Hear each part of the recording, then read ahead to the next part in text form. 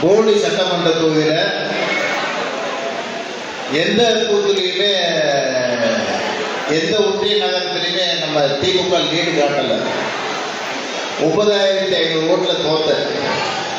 ஒரு 5,000 ஓட்டு வாங்கி தான் நான் ஜெயிச்சிருப்பேன். தலைவர் இங்கே மந்திரியா கூட ஆக்கியிருந்திருப்பாரு. ஆனா நாடாளுமன்ற தேர்தலில் ரிசல்ட் பார்த்தா மொத்தம் 5,70,70,000 ஓட்டு போட்டிருக்கீங்க உதயசூரியனுக்கு.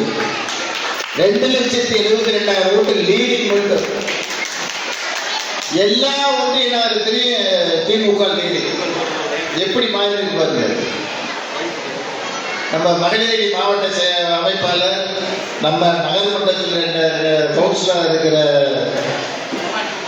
பவானி கீழே உட்கார்ந்துருக்காங்க, கவுன்சிலர்ஸ் கீழே உட்கார்ந்துருக்காங்க. இதே பள்ளி செக்யூரிட்டியில எனக்கு நாடாளுமன்ற தேர்தலில் 1000 ஓட்டு லீடிங், சட்டமன்ற தேர்தலில் 300 ஓட்டு லீடிங். இப்ப 1000 ஓட்டு லீடிங். இப்ப சக்கரவர்த்தி சேர்ந்த பிறகு 2000 ஓட்டு திமுகவுக்கு பிசி பெற்ற நம்மளுக்கு எச்சா வரப்போகுது.